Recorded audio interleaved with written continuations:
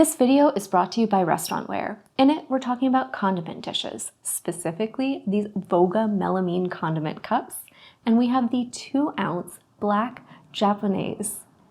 It's a 2.5-inch diameter, and it's 1.5 inches in height. And you can see it's made of beautiful, durable melamine that's both shatter and scratch resistant. It's got a lovely matte black finish, and you can see it has those nice little ripples there in the side.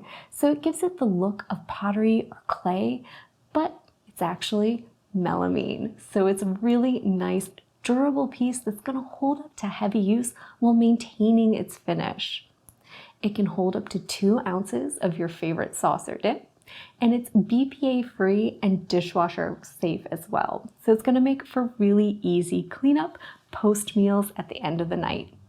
So this is a stylish way to serve soy sauce, eel sauce, a variety of other dips and sauces, or things like extra wasabi or pickled ginger.